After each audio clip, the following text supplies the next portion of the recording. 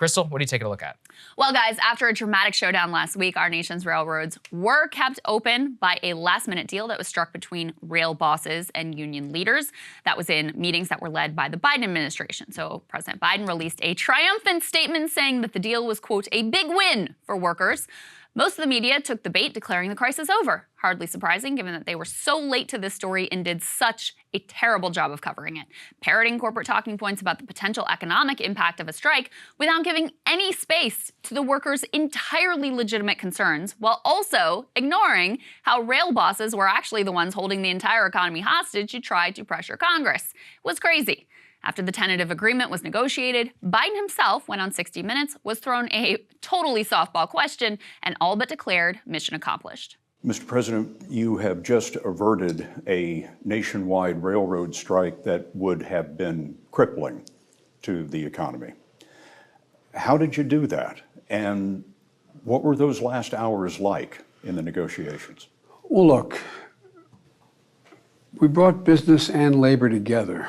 One of the things that happens in negotiations, particularly if they've been elongated like these have, is people say and do things where their pride gets engaged as well.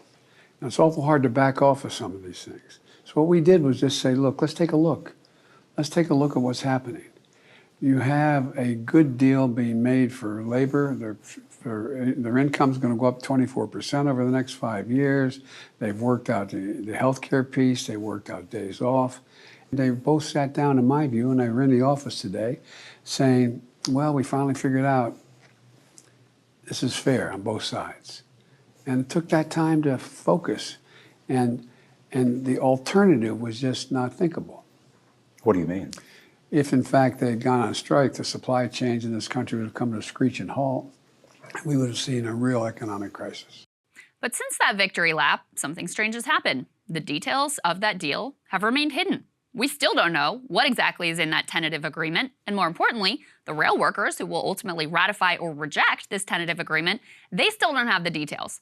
Now, some things have been reported by the press, but workers have far from a complete picture.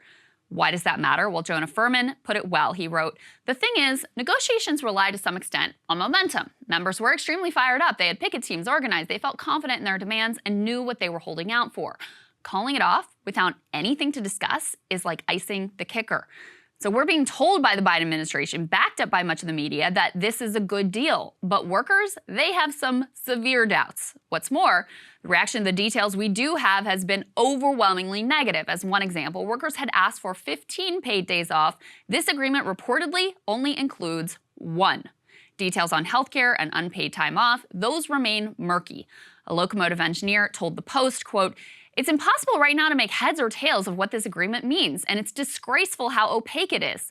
Even the best case scenario does not look like a massive victory for labor, but the devil is in the details. The worst case scenario could be quite awful." Another worker posted on Facebook, quote, "Why is our union posting this like this is some kind of game-changing deal? One day is laughable. We need to strike." Meanwhile, workers on Twitter shared stories about being penalized for taking time off to witness the birth of their child, or for taking care of their sick child, or for the crime of themselves being sick. These issues are not just issues for the workers, by the way. They are safety issues with potential real-life consequences. One worker wrote about how she was, quote, "forced to take a non-compensated day because there is no way I can drive a 15,000-foot, 12,000-ton train 256 miles safely while having a fever and puking my guts up." Seems reasonable. Bottom line, while much of the media and political class has already forgotten about these workers and their lives, the fight is far from over.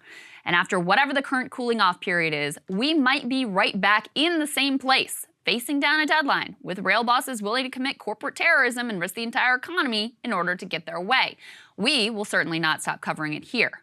But, you know, I can't help but think about the big picture here as well, and the utter insanity of having such a critical piece of national infrastructure, vital for everyone, from commuters to farmers to businesses, subject to the whims of a few rich executives. Remember, not only do these companies not care about their workers, they also don't care about the supply chain, about farmers getting their crops to market, about water treatment facilities getting the chemicals they need, about commuters getting to work who depend on the freight rail lines.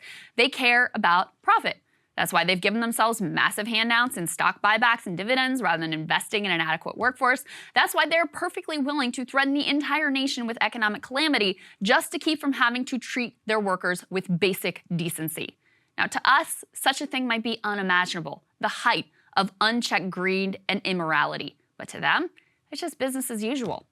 A veteran-trained dispatcher who penned an op-ed for our friends over at The Real News implored Americans to consider that big picture. He wrote, "I can understand why people around the country are concerned about the calamitous impact a national rail strike or rail lockout could have on the economy and an already creaking supply chain.